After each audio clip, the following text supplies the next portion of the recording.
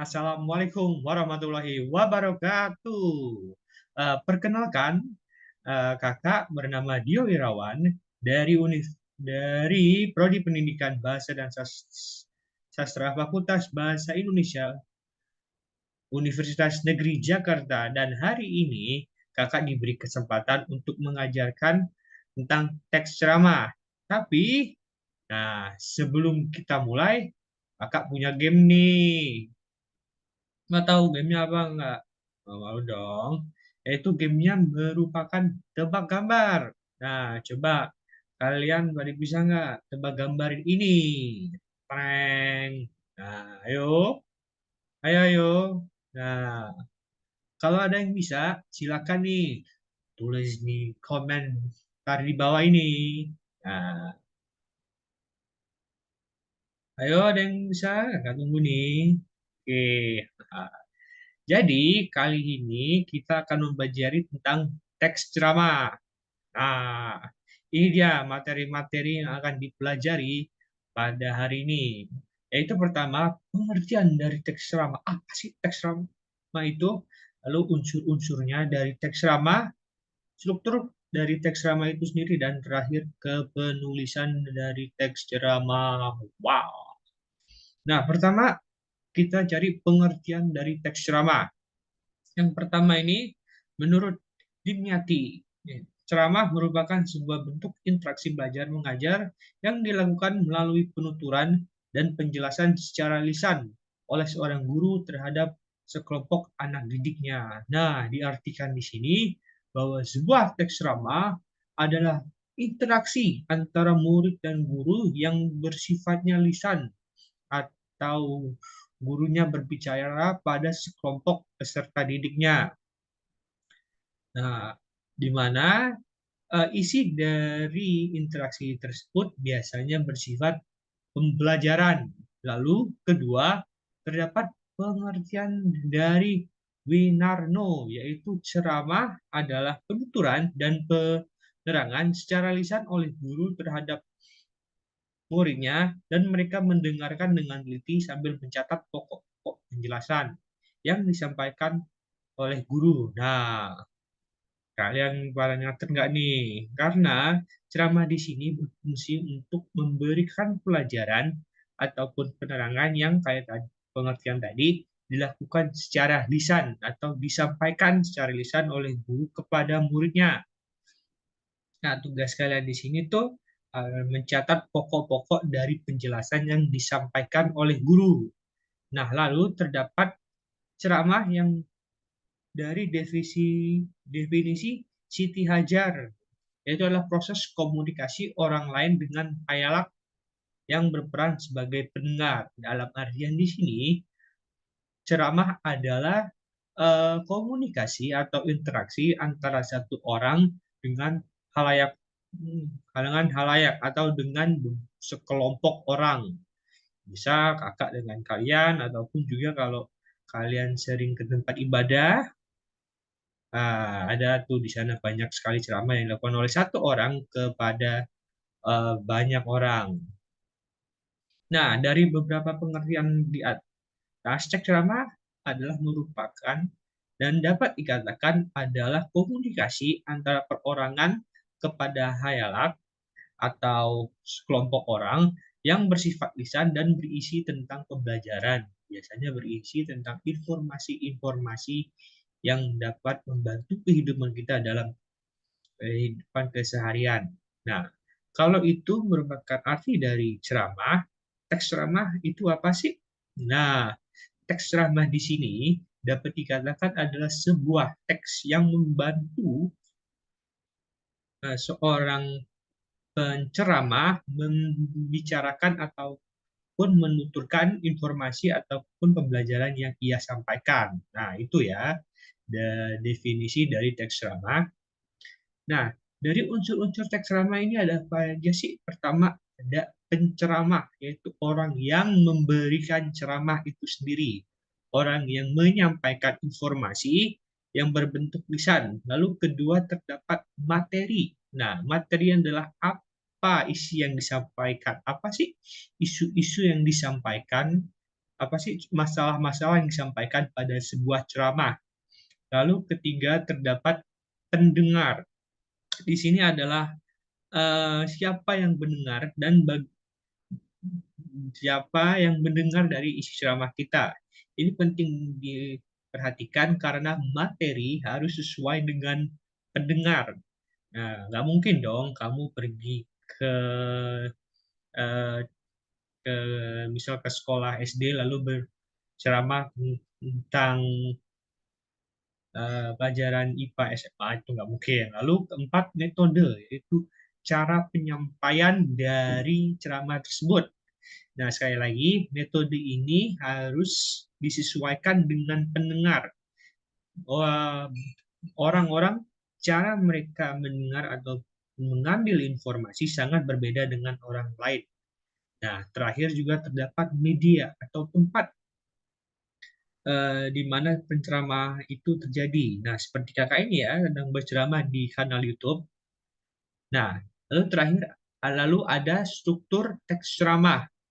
Struktur teks ceramah biasanya terbagi menjadi tiga, yaitu pembukaan, isi, dan penutup. Nah, apa sih Kak dari tiga struktur ini? Yuk kita lihat satu persatu.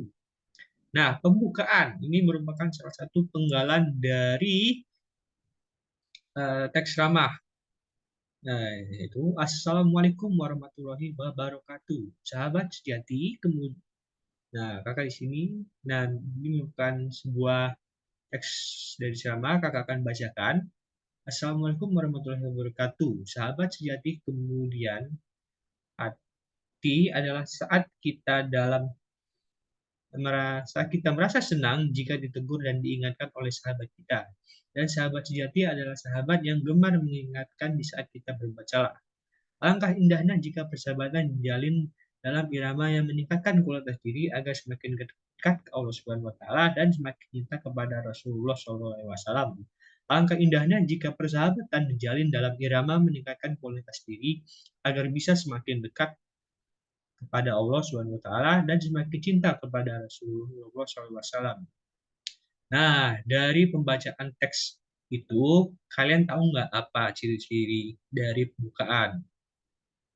Nah, ciri-ciri dari pembukaannya itu, pertama, adanya salam pembukaan. Nah, kalau bisa lihat di sini nih, ada yaitu dalam ceramah sendiri ada yang panjang, tapi secara sederhana hanya Assalamualaikum warahmatullahi saja sudah cukup.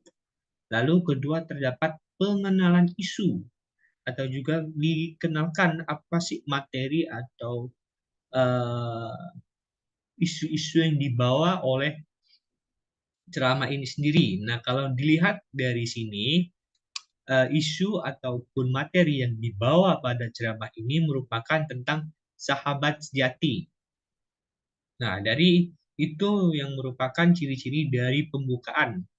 Lalu kedua, isi. Nah, ini merupakan penggalan ceramah bagian isi. Akan bacakan lagi. Sahabatku, ada sesuatu yang tersimpan di lubuk hati kita yang tidak tampak kecuali saat kita mendengar atau melihat sahabat kita yang bersalah, yaitu rasa ingin menegur dan menyampainya. Karena merindukan kebaikan untuk sahabatnya, tanda ketulusan dan persahabatan. Sedangkan rasa enggan serta tak acuh untuk menegur adalah rasa kekotoran hati saat bersahabat. Ada sesuatu yang tersembunyi di lubuk hati kita yang tidak tampak kecuali di saat kita mendapat teguran dari teman kita kalau kita bersalah, yaitu kesombongan yang menjadikan kita tiba-tiba merasa dendam, marah, serta sebal melihatnya, dan tidak nyaman duduk di sampingnya. Ketahuilah seseorang sahabat amat besar pengaruhnya dalam membentukkan karakter, sikap, akhlak, dan keimanan. Itulah yang dimaksud Rasulullah SAW untuk umat beliau melalui sabdanya, ketahuilah seseorang sahabat amat besar pengaruhnya dalam pembentukan karakter, sikap akhlak, dan keimanan. Nah, di sini ciri-ciri dari sebuah itu yaitu pertama, isi memiliki argumentasi ataupun eh, penguatan-penguatan dari eh, materi yang dibawakan oleh penceramah. Dan juga dalam isi selain argumentasi terdapat contoh dari materi yang dibawakan oleh penceramah. Nah, kita bisa lihat di sini bahwa terdapat argumentasi-argumentasi seperti karena isu atau materi tentang sahabat dan bagaimana seorang sahabat atau menjadi seorang sahabat yang baik dapat membantu kita menjadi manusia yang lebih baik. Di sini terdapat argumentasi seperti seorang sahabat amat besar pengaruhnya dalam pembentukan karakter, sikap akhlak, dan keimanan. Agenda terdapat di sini contoh bagaimana menjadi sahabat yang baik dan apa ya dan seperti apa sahabat yang buruk. Jadi dalam isi di sini terdapat dua ciri fokus dari sebuah isi dari teks drama, yaitu pertama terdapat satu argumentasi-argumentasi dan kedua tentang contoh dari argumentasi tersebut. Lalu terdapat penutup. Nah, ini adalah merupakan penggalan dari penutup dari sebuah ceramah yang temanya tadi sama. Nah, akan bacakan. Kedua adalah lapang dada dengan menghadirkan penghargaan kepada saudari kita yang telah menegur dan mengingatkan kita dengan menginsafkan betapa berharganya. Sebuah teguran itu menghindari sifat-sifatnya. Orang-orang yang sombong, yang jauh dari hidayah Allah SWT, yang mudah tersinggung, kecewa dan dendam bisa pada orang sahabat yang mengingatkannya. Jika ada orang yang menegur mengingatkan kita, lihatlah makna sebisa mungkin untuk tidak mempersalahkan caranya yang mungkin menurut kita kurang menarik atau mungkin menyakitkan. Sebab hati yang tulus dan tawaduk hanya akan melihat kebenaran dan kebaikan dari maupun datangnya, dan bagaimanapun cara penyampaian. Ya, rasa terima kasih yang dalam di saat ditegur adalah tanda sebuah ketahuan dan kebesaran jiwa dalam menerima sebuah kebenaran dan hati yang sombong. Amat susah menerima kebenaran, walau sebaik apapun cara kebenaran itu disampaikan dan sehebat apapun orang yang menyampaikan. Nah, kalian kalau membaca ini dan tahu dari ciri-ciri penutup, ada sesuatu yang kurang dari penggalan teks drama ini. Nah, kalau kita lihat dari bagian ini, dari ketiga bagian dari penutup, maaf ini masih tersisi, penutup terdapat pertama kesimpulan atau penegasan-penegasan ulang atas argumentasi-argumentasi ataupun materi yang disampaikan oleh penulis. Lalu terdapat saran di mana penceramah memberikan saran ataupun tanggapan tentang bagaimana kita dapat menyelesaikan masalah-masalah yang dibawakan pada ceramah tersebut, dan terakhir terdapat salam penutup. Nah, kalau kita lihat dari penggalan teks di sini, terlihat bahwa ini paragraf 1 dan paragraf 2 memiliki yaitu kesimpulan ataupun penegasan-penegasan ulang bahwa menjadi sahabat yang baik dapat membuat kita menjadi manusia lebih baik dan manusia yang lebih iman. Nah, tapi dari penggalan ini terdapat sesuatu yang kurang, yaitu salam penutup. Nah, jadi dari struktur teks ceramah, pembukaan adalah tempat di mana kita memperkenalkan isu ataupun memperkenalkan materi-materi yang akan kita bawakan. Lalu isi adalah tempat di mana kita memberikan argumentasi-argumentasi dan contoh dari argumentasi tersebut. Dan terakhir adalah penutup, di mana kita memberikan kesimpulan dan saran-saran kita tentang bagaimana cara mengatasi teks masalah-masalah yang ada dan memberikan saran dan tanggapan tentang masalah tersebut, dan juga untuk menutup dari teks ceramah yang kita bawakan.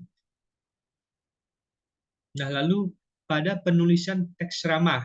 Penulisan teks ceramah terdapat 5 bagian atau 5 langkah, yaitu yang pertama adalah pemilihan isu, di mana kita harus mengumpulkan isu-isu atau mencari isu-isu yang berada di masyarakat umum, seperti tentang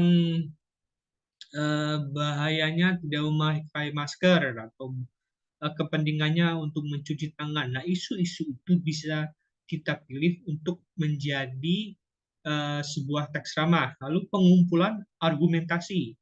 Dari isu yang kita sudah pilih, kita kumpulkan argumentasi-argumentasi yang kita bisa dapatkan dari berbagai sumber, bisa itu dari buku, dari internet, ataupun dari sumber-sumber lainnya, untuk menguatkan argumentasi-argumentasi kita terhadap isu yang kita bawakan.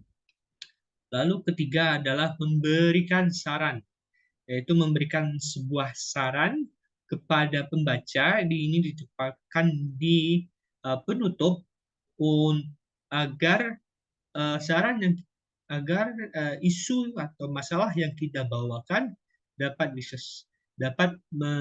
diselesaikan atau diatasi dengan saran-saran yang kita berikan. Nah, dari saran ini biasanya berasal pada saat pengumpulan argumentasi. Di sini dapat ditemukan cara-cara kita untuk mengatasi masalah yang kita bawa. Lalu terakhir adalah proses penulisannya sendiri. Teks ceramah di mana, yaitu dari tiga ini kita harus tuliskan di mana seperti tadi. Untuk bagian pertama, untuk bagian pembukaan ditulis agar sebagaimana mungkin untuk membantu kita untuk memperkenalkan kita kepada isu, lalu untuk membiasakan ataupun juga memperkenalkan pembaca ataupun pendengar pada isu yang kita bawakan, untuk memberitahu apa sih isi dari ceramah kita. Lalu kedua, isi untuk memberikan seperti tadi, memberikan argumentasi-argumentasi, memberikan pandangan kita terhadap isu atau materi yang kita berikan, untuk menjelaskan secara lebih detail tentang isu ataupun materi yang kita bawakan, dan untuk memberikan contoh-contoh dari materi yang kita berikan. Dan terakhir, ditulis penutup, di mana di sini kita menegaskan kembali kepada pendengar tentang kepentingan isu-isu kita, dan penegasan dari argumentasi-argumentasi yang kita berikan pada ceramah tersebut. Dan terakhir tentunya adalah untuk merevisi sebuah teks. Di teks tidak ada yang sempurna jika tidak direvisi ulang berulang, agar memastikan tidak ada masalah ataupun keanehan dari teks tersebut. Nah, kakak di sini mempunyai link latihan untuk kalian untuk menganalisis dari teks ceramah. Silakan kalian memasukkan link ini kepada browser kalian dan mengejarkan latihannya. Nah, mungkin sekian saja yang dapat kakak berikan. Terima kasih sudah mendengar. Jangan lupa untuk like dan subscribe. Terima kasih sudah mendengarkan kakak. Assalamualaikum warahmatullahi wabarakatuh.